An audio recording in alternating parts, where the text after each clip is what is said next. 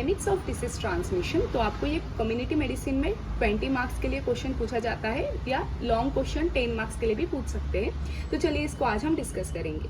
Communicable diseases are transmitted from the reservoir और source of infection to susceptible host. तो जो भी communicable diseases होती है वो कोई रिजर्वायर या कोई सोर्स से फैलती है इन्फेक्शन के, और ये किसको अफेक्ट करेगी, तो जो ससेप्टेबल होस्ट है उसको ये अफेक्ट करती है। तो सबसे पहले हम देखेंगे कि सोर्स क्या होता है। The source of infection is the person, animal, object और substance from which an infectious agent passes और is disseminated to the host. तो सोर्स क्या हुआ कि ये कोई पर्सन, एनिमल, ऑब्जेक्ट या सब्सटेंस हो सकता है कि जहाँ से इन्फेक्शियस एजेंट जो है वो पास होता है और वो कहा जाएगा एक ससेप्टेबल होस्ट के पास जाएगा और उसको अफेक्ट करेगा। लेकिन रिजर्वायर क्या होता है? तो reservoir is defined as any person, animal, arthropod, plant, soil और substance in which an infectious agent lives. तो जहाँ पे ये जो इन्फेक्शियस एजेंट है वो वहाँ पे रहता है और मल्टीप्लाई होता है, on which it depends primarily for survival. तो ये इन चीज़ों पर डिपेंड होता है, या तो वो कोई एनिमल हो सकता है, पर्सन हो सकता है, ऑर्थोप्रोड हो सकता है, प्लांट, सॉइल हो सकता है, या कोई सब्सटेंस हो सकता है। तो ये जो इन्फेक्शियस एजेंट है वो उसके अंदर रहता है, उसके ऊपर डिपेंडेंट होता है खुद के सर्वाइवल के लिए, और वो वहाँ पर रिप्रोड्यूस होता है, और इसी के साथ वो जो ससेप्टेबल होस्ट है उसको डिसीज ट्रांसमिट करता है। अब ये जो रिजर्वायर है वो 3 टाइप्स के, जिसमें पहला है ह्यूमन रिजर्वायर, दूसरा है एनिमल रिजर्वायर और तीसरा है reservoir in non living things. तो सबसे पहले बात करें ह्यूमन रिजर्वायर की, तो इसमें सबसे पहले आता है आपका केसेस। तो केसेस का मतलब क्या है? A person in the population और study group identified as having a particular disease, health disorder और कंडीशन अंडर इन्वेस्टिगेशन। तो जब भी हम कोई स्टडी करते हैं पॉपुलेशन में और वहाँ पे हम देखते हैं कि किसी एक पर्सन में एक डिसीज प्रेजेंट है, तो हम उसको बोलेंगे कि ये एक केस है। मतलब केस क्या हुआ कि एक पर्सन है पॉपुलेशन में जहाँ पे जिसको एक पर्टिकुलर डिसीज हुई है या हेल्थ डिसऑर्डर हुआ है। ह्यूमन रिजर्वायर के 2 टाइप्स है। अब एक हमने देखा केसेस, दूसरा होता है कैरियर्स। जो केसेस होते हैं वो भी 2 पार्ट्स में अलग अलग डिवाइड किए गए हैं, क्लिनिकल, सब clinical, latent, primary, index, secondary, suspect. Carriers में भी 3 पार्ट है कि टाइप्स के हिसाब से अलग से उसको क्लासिफाई किया गया है, ड्यूरेशन के हिसाब से अलग से है और पोर्टल ऑफ एग्जिट के हिसाब से अलग है। तो टाइप में क्या है? Incubatory, convalescent, healthy. Duration temporary, chronic, urinary, intestinal, respiratory and others. तो ये होगा इसका क्लासिफिकेशन। अब क्लिनिकल केसेस क्या होती है? Mild, moderate, severe. इसमें 3 टाइप्स आते हैं। Mild cases are more important source of infection than the severe cases because they are ambulant and spread infection wherever they go, whereas severe cases are usually bedridden. तो severe जो लोग रहेंगे, severely infected cases जो रहते हैं वो infection कम फैलाते हैं क्योंकि वो मोस्टली बेड रिडन रहते हैं। और उसी हिसाब से जो लोग माइल्ड केसेस होती है, मतलब जिन लोगों में माइल्ड इन्फेक्शन हुआ है, वो एक इम्पॉर्टेंट सोर्स बन जाते हैं इन्फेक्शन फैलाने के लिए। क्यों? क्योंकि वो लोग हमेशा ही एम्बुलेंट मतलब घूमते रहते हैं, तो वो जहाँ जाएंगे वहाँ पर इन्फेक्शन को स्प्रेड करेंगे। अब दूसरा है सब क्लिनिकल। तो सब क्लिनिकल केसेस क्या हुआ? Equally important as source of infection. तो ये भी उतने ही इंपॉर्टेंट होते हैं as a source of infection. The disease agent में multiply in the host but does not manifest itself by sign and symptom. तो यहाँ पे क्या होगा? उनको कोई साइन एंड सिम्टम आएंगी ही नहीं, तो उन्हें लगेगा ही नहीं कि वो बीमार है। तो इसके एग्जाम्पल में क्या है? Rubella, mumps, polio, hepatitis A and B, influenza and diphtheria etcetera. Latent infection. तो लैटेंट इन्फेक्शन क्या होता है? The host does not shed the infectious agent which lies dormant within the host without symptoms. तो यहाँ पे क्या है कि होस्ट के अंदर वो रहता तो है, वो कोई इन्फेक्शियस एजेंट को शेड नहीं करेगा, लेकिन वहाँ पे वो डॉर्मेंटली विदाउट सिम्टम्स पेशेंट के अंदर या होस्ट के अंदर प्रेजेंट रहेगा। अब हम देखेंगे दूसरा, ये जो हमने यहाँ पे देखा था प्राइमरी, इंडेक्स, सेकेंडरी और सस्पेक्ट। तो अब उसको डिस्कस करेंगे, जिसमें पहला है primary case. Refers to the first case of communicable disease introduced into the population unit being studied. तो जहाँ पे हम पॉपुलेशन ले रहे हैं उसमें जो सबसे पहली केस हमें मिलेंगी कम्युनिकेबल डिसीज की, उसको हम बोलेंगे प्राइमरी केस। अब दूसरा है index case. Refers to the first case to come into attention of the investigator. यहाँ पे हमने क्या देखा प्राइमरी केस क्या थी कि जो इंट्रोड्यूस हुई है पहली बार, लेकिन यहाँ पे जो इन्वेस्टिगेशन करने वाले के ध्यान में आया है कि हाँ ये फर्स्ट केस है, तो उसको हम बोलेंगे इंडेक्स केस। अब सेकेंडरी केस क्या है, are those developing from contact with primary case. तो जो प्राइमरी केस के कॉन्टैक्ट में आने से जो जिनको इन्फेक्शन हुआ है उसको हम बोलेंगे सेकेंडरी केस। अब सस्पेक्ट केस क्या होता है, who has all signs and symptom of a disease yet has not been diagnose. तो जिनको सारी सिम्टम्स और साइन दिख रही है लेकिन उनको अभी तक कोई डिसीज ऐसा डायग्नोस नहीं हुआ है, तो वो सस्पेक्ट केस होती है। अब यहाँ पे हम डिस्कस करेंगे, हमने ह्यूमन रिजर्वायर में पहले देखा था केसेस, इसके ये सारे टाइप्स हम पढ़ चुके हैं। अब हम देखेंगे कैरियर्स। तो कैरियर्स में ये सब टाइप्स को हम अब पढ़ेंगे। जिसमें सबसे पहला कैरियर क्या होता है, carrier is defined as an infected person और animal that harbours a specific infectious agent in the absence of discernible carriers. A carrier is defined as an infected person or animal that harbors a specific infectious agent in the absence of discernible clinical disease and serves as a portal source of infection for others. तो carriers क्या होंगे, जिनके body में disease agent present होता है, absence of symptoms and sign of disease, shedding of disease agent in the discharges or secretions. तो ये है कैरियर्स की जिनके बॉडी में तो डिसीज एजेंट प्रेजेंट होता है लेकिन इसके बावजूद कोई साइन सिम्टम्स हमें देखने को नहीं मिलती है स्पेसिफिक डिसीज की, और ये लोग शेडिंग ऑफ डिसीज एजेंट करते रहते हैं उनके डिस्चार्जेस और एक्सक्रीशंस में। नेक्स्ट टाइप, अब दूसरा टाइप हमने देखा था कि इंक्यूबेटरी, कॉन्वलेसेंट और हेल्दी। इंक्यूबेटरी, कॉन्वलेसेंट, हेल्दी, तो इसको हम डिस्कस करेंगे। Those who shed the infectious agent during the incubation period of disease. तो इंक्यूबेशन पीरियड में जो लोग इन्फेक्शियस एजेंट को शेड करते हैं, इनमें कौन से डिसीजेस आती है, example mumps, measles, pertussis, diphtheria etcetera.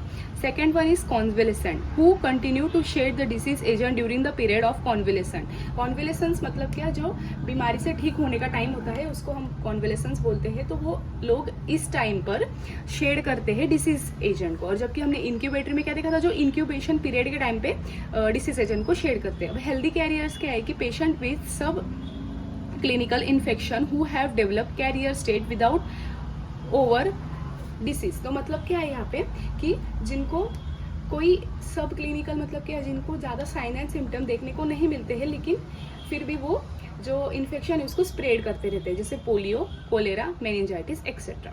अब हम देखेंगे बाय ड्यूरेशन। तो ड्यूरेशन में हमने दो देखे थे, एक टेम्पररी और एक chronic. Who shed infectious agent for a short period of time. तो टेम्पररी नाम से आपको समझ जाएगा कि कुछ टाइम के लिए, और क्रोनिक क्या होता है, one who excretes the infectious agent for indefinite period. तो ये पता नहीं कितने टाइम तक ये फैलाएंगे, बहुत क्रोनिक टाइम तक। उसमें कौन कौन आता है, टाइफॉइड फीवर और मेनिंजाइटिस। तो ये दो इन्फेक्शन जो होती है इनके क्रोनिक कैरियर हमें देखने को मिलते हैं। अब सी हम देखेंगे पोर्टल ऑफ एग्जिट। तो हमने यहाँ पे देखा था पोर्टल ऑफ एग्जिट। तो इसमें है urinary carriers, intestinal carriers, nasal carriers, respiratory carriers etcetera. अब हम बात करेंगे नंबर 2 की। अभी तक हमने जो देखा वो ह्यूमन रिजर्वायर थे, next we are gonna be studying animal reservoirs. तो इसमें rabies, yellow fever, influenza, mosquito borne encephalitis, histoplasmosis, ये डिसीजेस आती है। Modes of transmission. तो मोड्स ऑफ ट्रांसमिशन में क्या है, डायरेक्ट ट्रांसमिशन, इनडायरेक्ट ट्रांसमिशन। तो डायरेक्ट ट्रांसमिशन में आता है डायरेक्ट कॉन्टैक्ट। तो स्किन टू स्किन, जो अफेक्टेड एरिया है वो अगर दूसरे की स्किन को टच हुआ तो भी स्प्रेड हो सकता है। Mucosa to mucosa, and third one is mucosa to skin. So ऐसी कौन सी डिसीजेस है जो इन डायरेक्ट कॉन्टैक्ट या इन कॉन्टैक्ट्स के थ्रू फैल सकती है, तो वो है एड्स, लेप्रोसी, लेप्टोस्पायरोसिस। दूसरा है ड्रॉपलेट इन्फेक्शन। तो droplet infection most common cause होता है और इससे कम्युनिकेबल डिसीजेस स्प्रेड होती है। डायरेक्ट प्रोटेक्शन और spray of droplets of saliva, nasopharyngeal secretion और स्पीकिंग और spitting, talking, coughing into surrounding atmosphere. तो जो अफेक्टेड पर्सन है अगर उनका सलाइवा कोई भी कारण से या बोलने से या स्पिटिंग करने से या कफिंग करने से अगर एटमॉस्फेयर में फैलता है तो ये दूसरे लोगों को आसानी से डिसीज कॉज कर सकता है, और ये मोस्टली रेस्पिरेटरी डिसीजेस होती है जैसे डिप्थेरिया, वुपिंग कफ एक्सेट्रा। अब हम देखेंगे कि contact with soil, direct exposure of susceptible tissue to the disease agent in soil.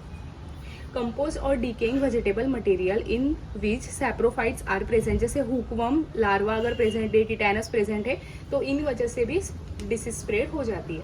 इनऑक्यूलेशन with skin और mucosa, rabies virus by dog bite, तो डॉग बाइट की वजह से जो रेबिस वायरस टिश्यू या म्यूकोजा में एंटर हो जाता है। हिपेटाइटिस और इसी के साथ वायरस थ्रू कंटेमिनेटेड नीडल्स, तो हिपेटाइटिस बी का वायरस हो गया जो कि कंटेमिनेटेड नीडल्स के थ्रू हमारे बॉडी में एंटर कर सकता है। Next is transplacental transmission. Example TORCH infection, varicella virus, syphilis, AIDS, hepatitis B. तो ये मदर से चाइल्ड को फैलने की संभावना इसमें बहुत ज़्यादा बढ़ जाती है, ये सारे डिसीजेस में। अब हम देखेंगे इनडायरेक्ट ट्रांसमिशन, तो इसमें 5F आते हैं, फ्लाइज, फिंगर, फॉमेट, फूड या फ्लूइड। तो फ्लाइज से फैल सकता है, कोई फिंगर्स कंटेमिनेटेड हो उससे, फॉमेट मतलब जैसे जो इन्फेक्शन जिसको है, जो इन्फेक्टेड पर्सन है, अगर उसकी कोई चीज़ कोई दूसरा पर्सन यूज़ करता है, जैसे क्लोथ्स या टॉवल या जो भी चीज़ें होती है उससे भी फैल सकता है। कोई कंटेमिनेटेड फूड है उससे फैल सकता है, या फ्लूइड अगर जैसे वाटर हो गया मोस्ट कॉमन, तो ये अगर इन्फेक्टेड है तो वहाँ से इनडायरेक्ट ट्रांसमिशन होगा। नेक्स्ट है अब हम vehicle borne transmission through water, food, ice, blood, serum, plasma और other biological products such as tissue and organs. तो इन सारी चीज़ों की वजह से डिसीज फैलती है, उनसे हमें क्या हो सकता है, जैसे वाटर एंड फूड कंटेमिनेशन की वजह से diarrhoea, polio, cholera, hepatitis A, typhoid, तो ये सारी बीमारियां फैलने की जो चांसेस है वो बढ़ जाती है। इसी के साथ अगर ब्लड से जो डिसीजेस फैलती है उसमें आता है हिपेटाइटिस बी, मलेरिया, सिफिलिस। अब बात करें वेक्टर बॉर्न की, तो इसमें वेक्टर क्या होता है, एक कोई भी ऑर्थोपॉड हो सकता है या कोई एक लिविंग कैरियर हो सकता है कि जिसकी वजह से जो इन्फेक्शियस एजेंट है वो ट्रांसपोर्ट होता है कोई भी ससेप्टिबल होस्ट की तरफ। इसमें सबसे पहले बात करें बाय वेक्टर, तो इसमें दो आते हैं, एक इनवर्टिब्रेट्स और एक वर्टिब्रेट्स। तो इनवर्टिब्रेट्स में फ्लाइज, मॉस्किटो, लीस, इसी के साथ कॉकरोच, बग्स, टिक्स और साइक्लॉन्स। अब हम बात करें वर्टिब्रेट्स की, तो वर्टिब्रेट्स वेक्टर में कौन आता है, माइस, रोडॉन्ट्स और बैट। अब ट्रांसमिशन चेन कैसे बनती है, जैसे मैन और कोई नॉन वर्टिब्रेट इन्वॉल्व हो, इनमें से कोई भी, भले मॉस्किटो हो गया, फ्लाइज हो गया, तो इनमें से जो भी अगर कोई इन्वॉल्व है मैन के साथ ये डिसीज स्प्रेड करने के लिए, तो वहाँ पे एक ट्रांसमिशन चेन बन जाती है। इसी के साथ man, vertebrates and non vertebrates, man and 2 intermediate host. तो ये सब हो गया बाय ट्रांसमिशन चेन। नेक्स्ट हम बात करेंगे by methods in which vector transmits. तो बाइटिंग से, फ्लाइज वगैरह की बाइट से हो सकता है, रिगर्जिटेटिंग हो सकता है, या फिर अगर इन्फेक्टिव फेसिस को स्क्रैचिंग हो गई वहाँ पर, तो वहाँ से भी वो स्प्रेड हो सकता है। बॉडी फ्लूइड्स, वेक्टर्स के जो भी बॉडी फ्लूइड्स होते हैं उसकी वजह से भी वो फैल सकता है। By methods in which vectors are involve in transmission and propagation of parasite, जिसमें पहला आता है मैकेनिकल, तो उनके फ्लाइंग या क्लॉइंग की वजह से जो भी डिसीजेस फैलती है। नेक्स्ट है biological, biological infectious agent undergoing replication और डेवलपमेंट इन वेक्टर। तो ये वेक्टर के अंदर, वेक्टर में हमने अभी देखा कि मॉस्किटो हो गया, कॉकरोच हो गया, तो ये इनमें से किसी में भी जाकर खुद को पहले मल्टीप्लाई करेगा या खुद का जो रिप्रोडक्शन है वो वहाँ करता है, खुद का नंबर वहाँ बढ़ाता है और फिर उसी के साथ वो वेक्टर के थ्रू ट्रांसमिट करता है डिसीज को, जिसमें एग्जाम्पल है प्लेग, बेसिलाई इन रैट, फ्लाइज, इसी के साथ मलेरियल पैरासाइट है और माइक्रोफिलेरिया इन मॉस्किटो है। तो मलेरिया फैलता है और इसके साथ फिलेरियासिस भी फैलता है। एयरबॉर्न में आता है droplet nuclei, they are tiny particles, range इनका होता है 1 से 10 माइक्रॉन्स तक, और ये क्या करते हैं कि इसमें रेसिड्यू रह जाता है ड्रॉपलेट का, जो कि कैसे हो सकता है, कफिंग या स्नीजिंग, अगर जो भी पेशेंट अफेक्टेड है उन्होंने कफ किया या स्नीज किया तो उसकी वजह से इवेपोरेशन हो जाएगा एयर में इस ड्रॉपलेट का, या फिर ये पर्पसफुली बनाया जाता है, वैरायटी ऑफ एटोमाइजिंग जो डिवाइसेस होती है उनसे ये फॉर्म होता है। अब इससे क्या होगा कि जो 1 से लेकर 5 माइक्रॉन्स तक की रेंज वाले पार्टिकल्स होते हैं वो एल्वियोलॉय तक रीच हो जाते हैं लंग्स के और वहाँ पर रह जाते हैं, और इनसे इनसे डिसीजेस कौन से फैलती है, टीबी, इन्फ्लुएंजा, चिकन पॉक्स और मलेरिया। Next है dust. Some larger droplets which are expelled during talking, coughing or sneezing settle down by their sheer weight on the floor. Carpets, furniture, clothes, bedding and other objects can become a part of dust. तो ये जो भी sneezing, coughing की वजह से जितने भी particles जो रहते हैं वो बड़े वाले एज कम्पेयर टू जो हमने ऊपर देखा उससे जो थोड़े बड़े होते हैं वो फर्नीचर, कारपेट, क्लोथ्स या बेडिंग पे वहाँ पर बेड्स पे रह जाते हैं और वो एक पार्ट ऑफ डस्ट बन जाते हैं और फिर उससे वो इन्फेक्शन आगे फैला देंगे।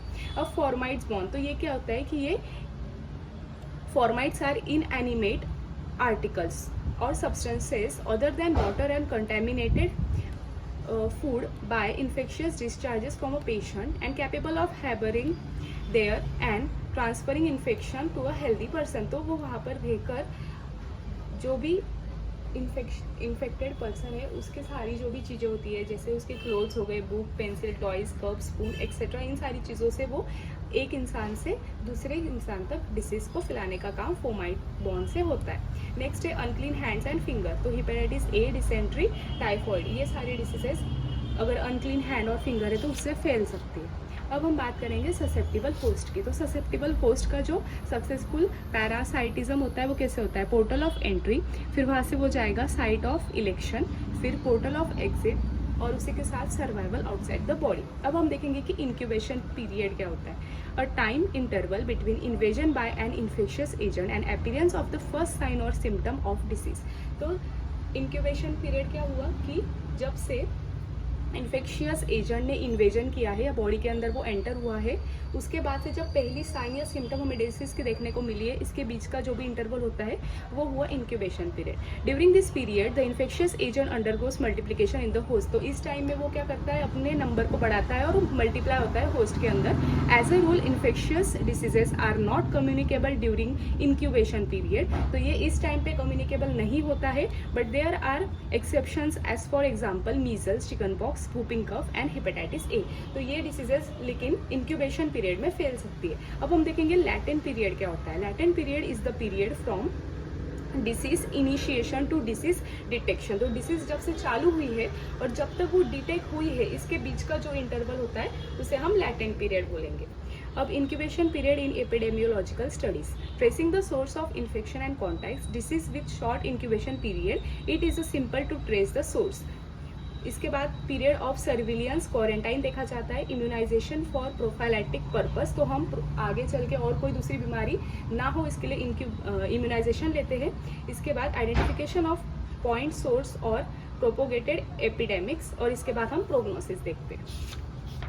सीरियल इंटरवल क्या होता है, ये गैप होता है टाइम का in between the onset of primary case and the secondary case, इसको हम बोलते हैं सीरियल इंटरवल। जनरेशन टाइम क्या होता है, ये interval of time between receipt of infection by an host और इसकी मैक्सिमम इन्फेक्टिविटी जब तक वो होस्ट में फैला नहीं देता है, इसके बीच का जो टाइम होता है उसको जनरेशन टाइम बोलते हैं।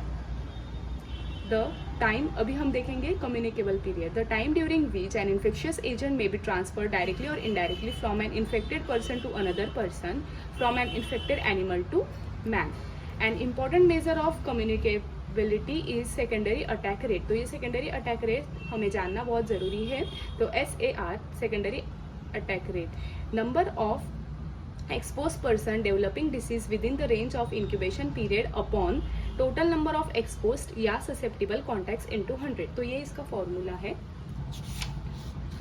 Host defenses, specific defense come into play once pathogen have breached local defense mechanism। तो हमारे दो local जो मैकेनिज्म होते हैं बॉडी के, एक एक्टिव इम्यूनिटी होता है और दूसरा पैसिव इम्यूनिटी होता है। एक्टिव इम्यूनिटी में humoral, cellular, combination of both, और इसमें आता है normal human IG, specific human IG और इसी के साथ एनिमल एंटीटॉक्सिन और एंटीसेरा।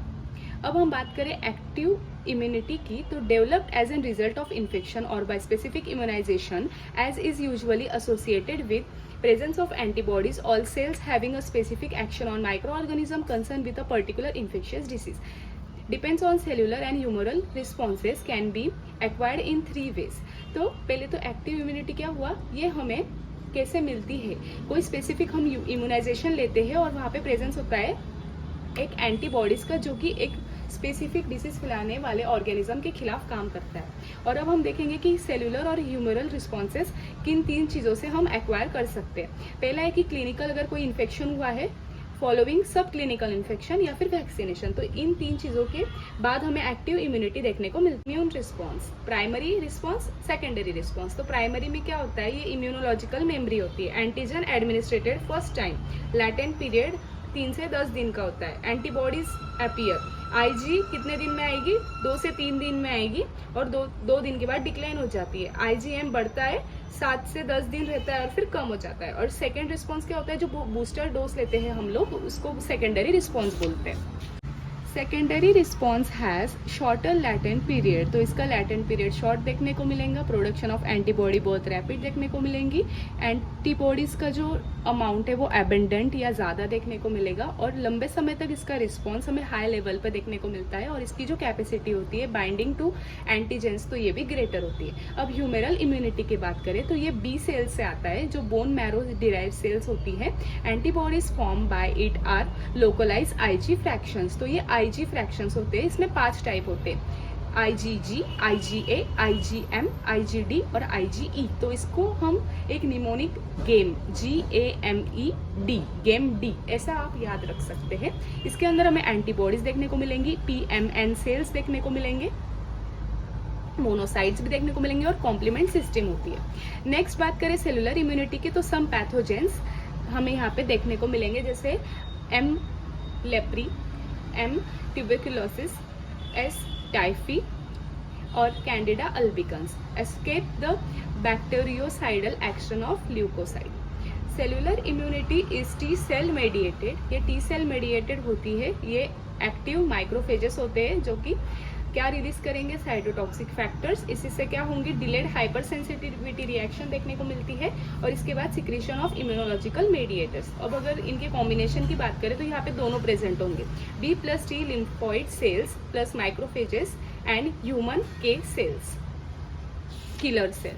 पैसिव इम्यूनिटी क्या होती है कि when antibodies produce in one body are transferred to another to induce protection against disease. तो प्रोटेक्शन अगेंस्ट डिसीज के लिए जो काम आती है वो ये एंटीबॉडीज होती है और ये अपनी बॉडी खुद नहीं बनाती है बल्कि ये 3 चीज़ों पर डिपेंड करती है।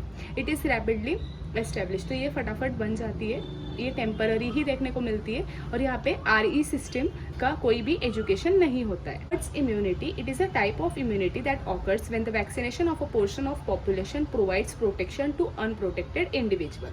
तो ये था हर्ड्स इम्यूनिटी।